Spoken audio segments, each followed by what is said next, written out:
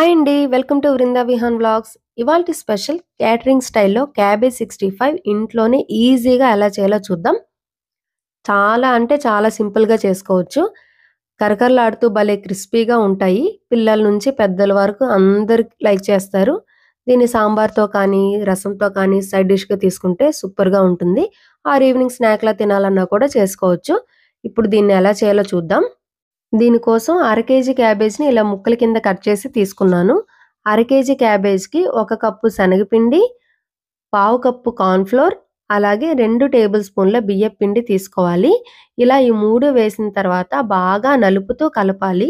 ఇలా కలపడం వల్ల క్యాబేజ్ నుంచి కూడా కొంచెం వాటర్ రిలీజ్ అవుతుంది. సో, ఆ వాటర్ ఇప్పుడు ప్రస్తుతానికి సరిపోతుంది.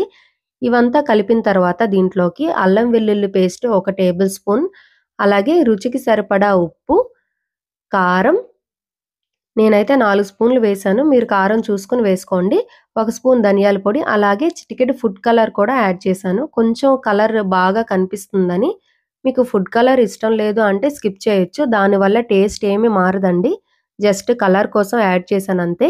ఇప్పుడు బాగా నలుపుతూ అలా మిక్స్ చేసుకోవాలి. ఆ క్యాబేజ్‌లో ఉన్న వాటర్ సరిపోతుంది. ఇన్ కేస్ సరిపోలేదు అంటే నీరు కొంచెం కొంచెంగా చిలకరించి కలుపుకోవాలి. ఎక్కువగా వాటర్ ఏసేస్తే జారుగా అయిపోతుంది పిండి. పకోడీ అంత బాగా రాదు. జస్ట్ ఇట్లా వాటర్ చిలకరించి అలా దగ్గరగా కలుపుకోవాలి. మరీ గట్టిగా కలిపేయకూడదు. కొంచెం లూజ్‌గానే ఉండాలి. ఇదిగో వీడియోలో చూపిస్తున్నట్టుగా ఉంటే సరిపోతుంది. ఇలా కలిపిన వెంటనే వేడి వేడి నూనెలో వేయించేసుకోవాలి.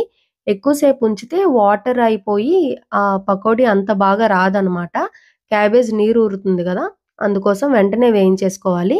ఇప్పుడు వేసిన వెంటనే కలపకుండా ఒక 5, 6 నిమిషాలు ఒకవైపు వేగిన తరువాత అప్పుడు టర్న్ చేసుకుంటూ అన్ని వైపులా గోల్డెన్ కలర్ అయ్యే విధంగా వేపుకోవాలి.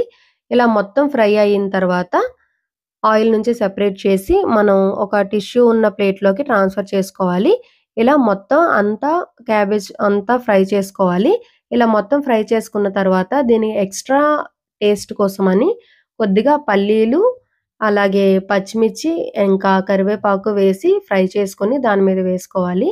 అప్పుడు టేస్ట్ ఇంకా బావుంటుంది. ఈ పచ్చిమిర్చి కూడా అంత కారమేమి ఉండదు. తింటూ ఉంటే బావుంటాయి. ఎందుకంటే ఆయిల్‌లో ఫ్రై అయ్యాయి కదా! టేస్ట్ అయితే చాలా బావుంటుంది. మీరు కూడా ఇంట్లోనే ఈజీగా చేసుకోవచ్చు. ట్రై చేసి మీకెలా వచ్చిందో కామెంట్ చేయండి. అలాగే వీడియో నచ్చితే లైక్ చేసి మీ ఫ్రెండ్స్ అండ్ ఫ్యామిలీకి షేర్ చేయండి. మరింకెన్నో ఇంట్రెస్టింగ్ వీడియోస్ కోసం మన ఛానెల్‌ని సబ్స్క్రైబ్ చేసుకొని పక్కనే ఉన్న బెల్ ఐకాన్‌ని కూడా క్లిక్ చేయండి. Thank you for watching.